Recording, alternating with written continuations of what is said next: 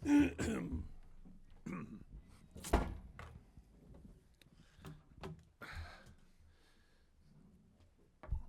everyone. Welcome to our pre-match press conference ahead of this weekend's game against Tottenham. We'll start with questions from Robert, Sky Sports. Sean, good afternoon. You've not had the chance to add to your squad so far during the January window. Is that likely to change today? I doubt it. I think it's improbable that anything comes in. As the day gets longer, we'll see, but I think it's improbable. You've known the wider situation at the club, obviously, pretty much since you stepped in the door. Does that make it a little bit easier that there's not a huge amount of expectation that's been dampened in the fact that you've not been able to make? There's always expectation in this football club, I can assure you. So, no, I don't think it makes it easier, but there has to be a reality. You know, I think when I got here, the fans' biggest thing was just finding out what's going on and the truth. I've tried to speak openly and transparently, and it's the situation the club's in business-wise at the moment is to make sure we're cutting our cloth accordingly. In terms of outgoings, Mason Holgate to Sheffield United, are you expecting that one to go through today? There's a possibility. It's in a process that we'll see, but it's looking likely from their point of view, and it's a very favourable deal for this football club. I understand there was some interest from Saudi Arabia and Abdoulaye Doucouré before their deadline, which was a couple of days ago. Obviously, the club wanted him to stay. He wanted him to stay too. How significant that he sees his future here? And yeah, there wasn't anything. There wasn't anything in that really. Duke, very focused on getting himself fit as he does. Very focused on life at Everton Football Club. So yeah, there was nothing in that. The wider point, though, I guess that if you are looking for some positives to take from the window, that all the players you would consider as your core will still be here come tomorrow. Absolutely. You know, the balance I've spoken on many times is, of course, the club's looking at the business side of the club, the financial side, but equally, we're not in a position where we have to start losing players, you know, and that's a key thing for me as manager with the group we've got, especially as stretched as it is. So, yeah, we're very intent on this current group staying together. So that'll be the focus. Yeah, I was going to say, did that almost feel more important to you in any conversations you had with the board at the start of them that said, look, don't leave me any weaker than I am on the first? No, I didn't say anything in that respect. I just said, what have I got to manage? What's the truth of the situation? You know, I like that idea that whatever it is to manage, I'll manage it the best I can. And so far, we've agreed on what needed to be done. We're trying to do it. This window's no different. You know, if a business deal looks right, which the Mason one looks right for the club, then it has to be looked at seriously. And from our point of view, anything going out the building would have to be a situation that was favourable to us in the sense of getting minutes in some of the younger players, experiencing some of the younger players. But the main first-team group is definitely keeping that together, and that's been a key focus because we know it's a season's work and we need everyone currently and never more so with the injuries that we've got. Just wanted to throw a couple of stats your way. Across Europe's top 5 leagues, only Barcelona and Bayern Munich have missed more big chances than Everton this season. You're also underperforming your XG more than any other team across Europe's top 5 leagues. What does that tell you? Well, it tells you you've got a competitive side that's performing in the right way to create all them things, but you've got to score a goal. You know, the braveness to miss is always key for me, you know, and I think, you know, it's the demand on the side of each other, you know, not just us as coaches, me as manager, it's about the group and the collective ownership. We ask them to work hard as a group defensively, and we're asking them to work hard in attack, which they are doing. And I think that it's a shared responsibility as well. You know, I've spoken to the players about everyone scoring a goal. You know, it's not about one person, it's about all of them. And I think the attitude's right towards it. The stats support the performances. And, you know, I've always wanted to play effective football. Well, that's obviously very supportive. The other end as well, the clean sheets we're keeping. The balance is there, but the final moment, the moment of truth, that's the bit that is the bit that pays you back, you know, and that moment of clarity, you know, in front of goal or that final pass, that final delivery.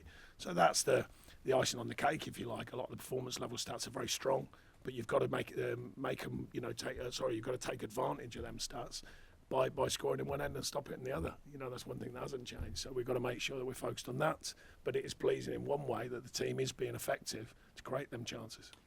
Do those numbers, though, does that mean that's more of an individual thing for your players to work on, to stay behind, do some more finishing? Because that tells you that the structure of how you're trying to attack is right, the fact that you're creating things. No, I think it's a shared responsibility from the players. The thing is, and coaches, as well. The thing is about it is that sometimes you can overthink it. Sometimes, you know, the noise changed and it's like, why aren't you doing this? Why aren't you doing that? Sometimes it's releasing that a little bit. You know, bringing that freedom around the front area of the pitch, bringing that freedom to take the chance. And I think, you know, I never think we've been far away from that. We've hit the bar, I think one of the bar on the post the most in the Premier League or equal. I think 14 or something like 14, 15. You're talking about inches away from the ball going in the goal. We've got to make sure, you know, every inch counts. We've got to make sure the ball's going on the right side of them bars or posts or chances to make sure we score goals. And like I say, I know the stats, the underlying stats, they're important to a side and how it's working. They're not the absolute definitive. You know, XG is one of a measure, but many measures. But it does show a sign of what you're doing and how the team's performing. Very positive signs generally. But you know, no one worries too much. You've got to win a game. You've got to score goals. So that's the defining moment: is scoring goals and winning games. Thanks, Sean. Thank you. Excuse me. At the other end of the field, of course, I think it's clean sheets in 3 of the last 4. How pleased have you been with the defending? Bear in mind the fact you've had to change things around quite often. Yeah, I mean, the strength of the group has been from the front backwards. You know, we're asking the centre forwards to play their part, defending from the front, the wide players working hard, going through the midfield into the back 4 or 5, adding the keeper. I think it's been good, and I think that's been evident. And finding that balance to go and be productive. The other end, where we are finding it, as we've just discussed, is now the real key moments. You know, when you're doing both, and that's the biggest challenge in football, is to do both well, defend well and attack well.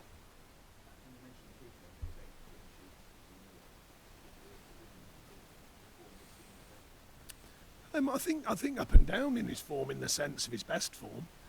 I think the way that Jordan's developed is like his kind of lower form is still high because he sets the bar high, and he should do. He's England's number 1. But equally, when he's really on form, he's a very, very good goalkeeper. We know that. But I think he's appreciative of the team structure in front of him. I know he is, in fact.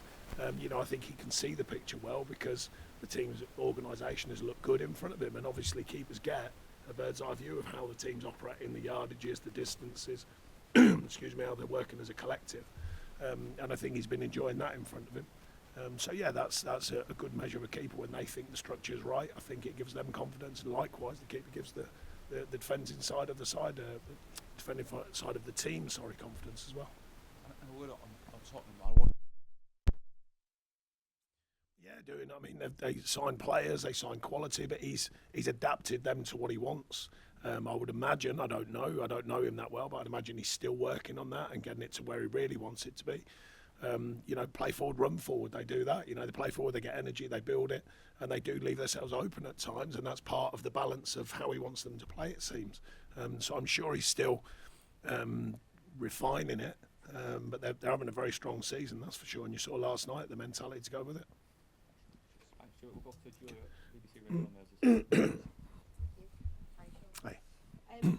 Can you just check on some injuries first of all? Because I know there was quite a few touch and go maybe. So will they be back? I'm thinking Seamus, is Decore any closer? Duke's on the grass, but not with us yet, so he's unlikely. We had a knock to Arnie. The game's coming quickly, so he's in doubt. Amadou's still a doubt, but he's touch and go. Seamus is getting more training in, so his injury's been good, but actually getting up to true match fitness. So he's a maybe. Young has done great, I thought, the other night to play his first minutes in a long time, and I thought he did very well, so he's come through that well, and we're happy with that. Yeah, so still ifs and buts, you know, and they're not quite fully fit. So we'll have to make a decision on them over the next 24 hours. With no arrivals then and still a treatment room that seems pretty full, are you working with Paul Tate and the under-21s? I know Metcalf and Hunt were on the bench the other night. Is the plans for any of the younger players to be getting any game time?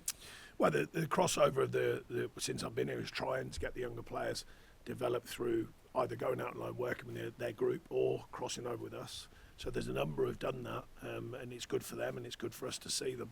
And it gives them a feeling of the you know, what the first team camp is like, if you like. So that's been good.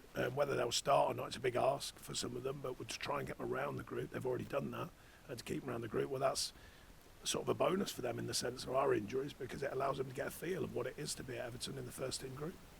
The volume of decisions not going Everton's way this season, if you go right back to the first game against Fulham, there was one there, and I could list them all and we'd be here for a while. And I know you spoke about it the other night. Are there any plans, to list all these and ask them from the club's point of view? No, I don't think so. I think it's an ongoing situation that we want, when we hope gets corrected over a season's work. But I don't think we've had our fair share of ones that go for us. And I think some have been really clear. There are some debates, obviously. The handball the other night, I did say afterwards, I think it's a harsh one if it goes against you. If it goes for you, with the way the rules on handball are, then you take it. A few people for it, just using that as an example, a few people said to me, it's a not deliberate act, because if it was deliberate, he'd put it in its own net. I don't think Ananas was deliberate the other week when he tried to just block a shot, and yet that was given. So, all these arguments are contentious. Managers are most confused, I feel, with the handball situation. Probably most frustrated with it. The idea of VAR, I'm still a fan of it. I think it's hopefully going to get better, because I think it's been in an odd state, not good or bad, just the variance in decisions has been considerable, I would say. So we're hopeful on parity, and over a season like I started with, you want it to pay you back, because you hope that things do come back your way if they go against you. There's been some reports, an offer.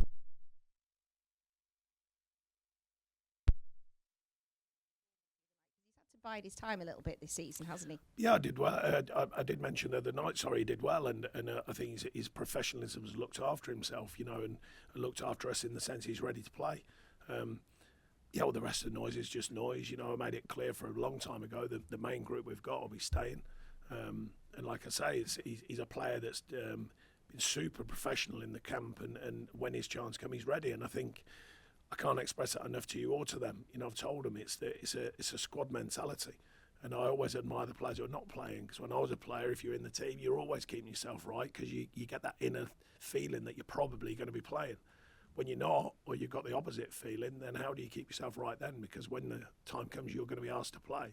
And I think the group have done fantastically with that. So always a maximum respect for people outside the squad, if you like, or the main team, sorry, not the squad.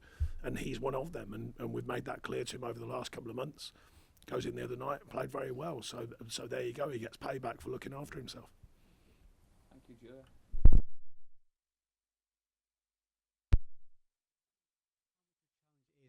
Managing the squad you've got left, because you seem to be losing players every game. It gets smaller and smaller, so the smaller your squad, the more times the players you've got left have to play, which increases the chance that they're going to get injured. I mean, how difficult a challenge is that for you? I mean, it's unfortunate in the sense, so to give you a bigger picture here, we've actually improved the stats of fitness, so therefore the players have been fitter for longer and available.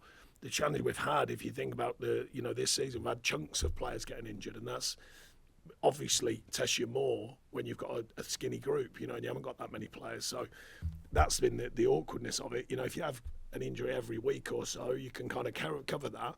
But when you get these groups of injuries all at once, and on top of a game schedule that's been pretty heavy coming out the back of last year and into this one, then that's difficult. But that's the reality, So there's no carrying away from it. We look at it. We look at the training stats. We look at the rest and the work time and the rewards of that, and finding the balance. And you always need a bit of luck as well. I mean, Arne's the other night is out of nothing. Almost like an attempted tackle that turns his ankle. I mean, you can't do nothing about them. The ones in training, if they're soft tissue, they're the ones you look at and look at your training and schedule.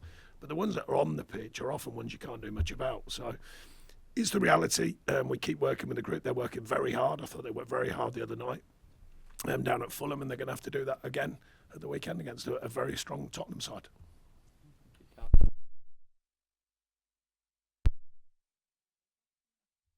Yes.